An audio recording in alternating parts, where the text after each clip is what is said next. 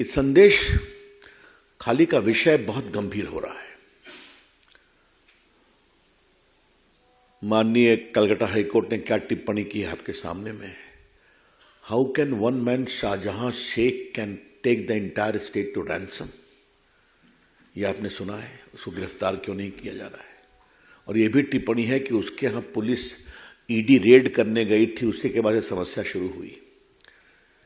लेकिन उसके बाद जो सारी जानकारी सामने आ रही है, ये किसी भी सभ्य समाज के लिए शर्मनाक ही नहीं, निकृष्टता की पराकाष्ठा है।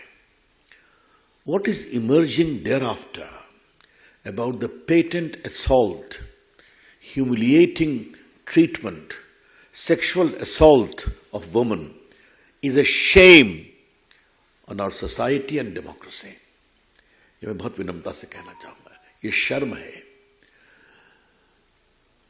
ममता जी अभी भी उसको डिफेंड कर रही हैं, क्यों? अब मैं जरा रिकाउंट करूं कि आपने हमारे सुवेंदु जी को जाने नहीं दिया तो हाईकोर्ट के आदेश पर गए, तो महिलाएं कितना रो रो कर अपनी बात बता रही हैं। बहुत से दिल्ली के पत्रकार, महिला पत्रकार गई, उन्होंने उनको कंफर्म किया। मैं विशेष रूप से सारे मीडिया के लोगों का अभिनंदन करूंगा, दिल्ली के, किसी का नाम लेने की आवश्यकता नहीं, जिस तरह उन्होंने कवर किया और अपने प्रतिनिधियों को भेज करके कवर कराया है। वो सबों ने एक ही बात कही है। एक पत्रकार को गिरफ्तार भी कर लिया गया। ये क्यों है? क्या छुपाना चाहती है ममता जी, और क्यों छुपाना चाहती है ममता जी? एक महिला मुख्यमंत्री अपनी साख, पॉलिटिकल साख बचाने के लिए महिलाओं की इज्जत को दांव पर लगा रही है। क्यों? उनका जमीर कहां मर गया है?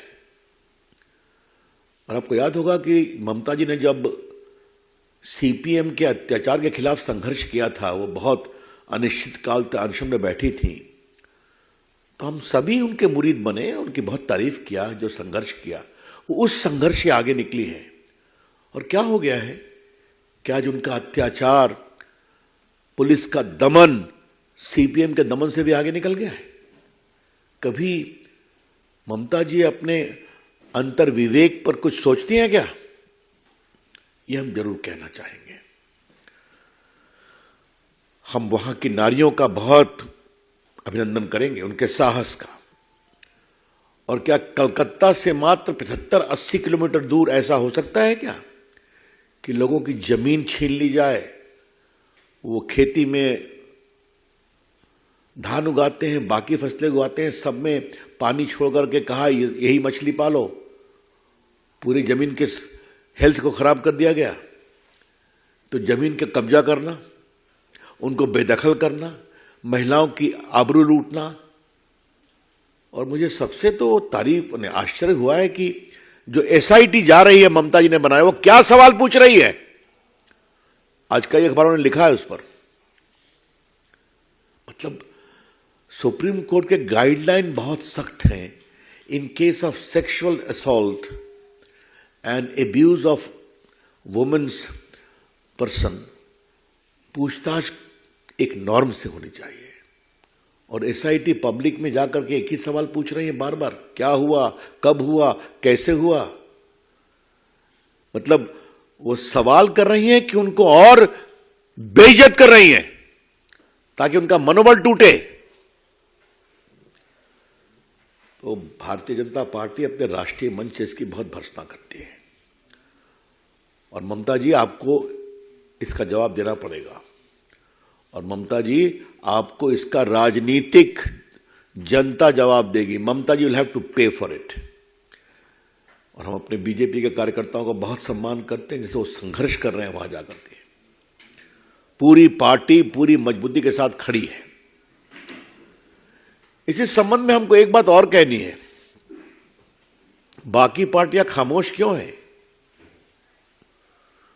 कल मैंने सुना है कि सीपीएम की एक नेत्री घूमने गई है, लेकिन सीपीएम ने अभी तक औपचारिक विरोध नहीं किया है, पब्लिक कमेंट नहीं किया है। राहुल गांधी जो हर विषय पर बोलते हैं खामोश हैं। चंडीगढ़ की एक घटना हुई, हम सुप्रीम कोर्ट के निर्णय का सम्मान करते हैं, दैट इज क्लोज चैप्टर, लेकिन उस पर सब कोरस में भाषण दे रहे हैं। आप देख लीजिए, आज अखबारों में चंडीगढ़ के डेवलपमेंट पर सबों की टिप्पणी है, लेकिन सैकड़ों की संख्या में सोनाखाली में माताएं, बेटियां, बहनें उनकी आबरू लूट रही, इस पर सभी खामोश हैं। तो ये क्या मतलब है इसका?